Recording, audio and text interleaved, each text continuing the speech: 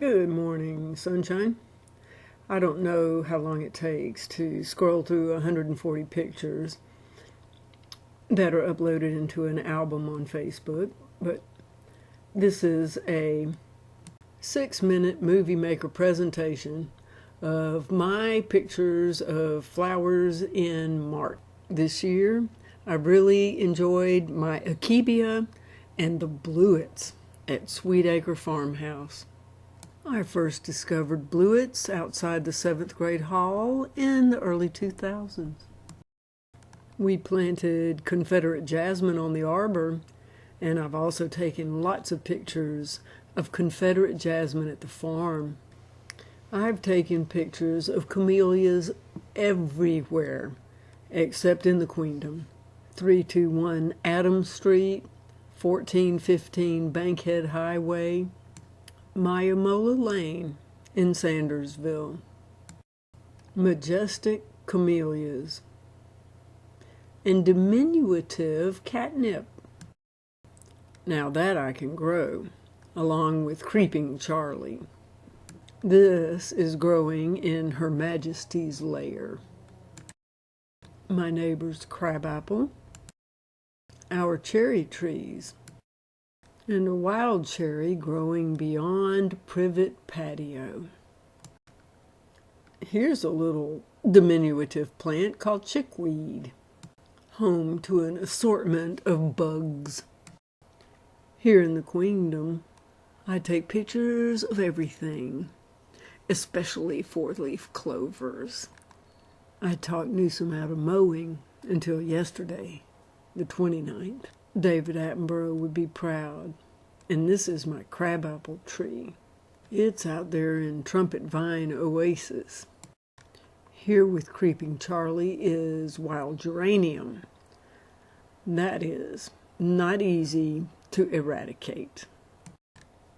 I bought a crossvine from Full Bloom last week. My daddy's Akebia is taking off.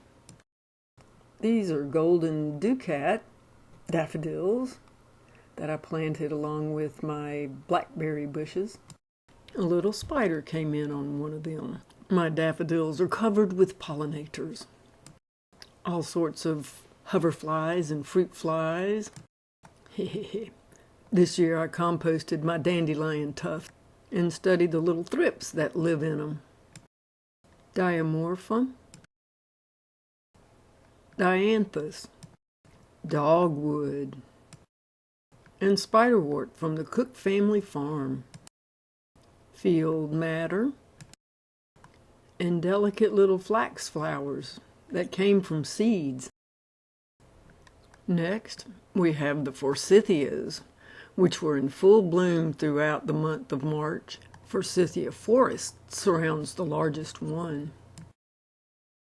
Cromwell blooms in March, and the henbit shows up in late January, February, and March, at the same time with dead nettle and Creeping Charlie, and violets. Hyacinths, irises are beginning, Japanese magnolias, and Japanese maple trees. Johnny jump-ups in the lawn and around the edges. Kale that I planted in November, and a beautiful lavender that I planted when the pool was being built. Les is my new dragon yard art. The moss is spore capping. The pansies are bleching. Chickweed is easy to pull. And this year my pussy willow shrubs were trees.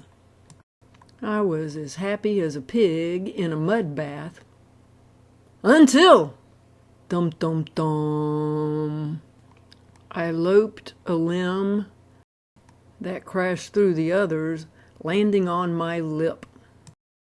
Newsom helped me stop the bleeding, but I had a bruise for a couple of weeks. This is a volunteer pussy willow in Forsythia Forest.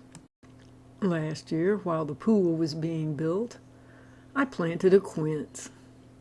I grew up with a quince and some spirea, growing along the side of Mom and Daddy's house. I planted this one at the top of Tea Olive Triangle.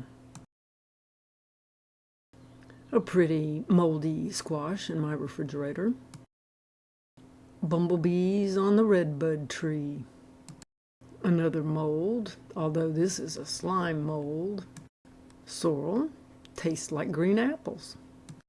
Speedwell is spreading, and the spiderworts began to bloom.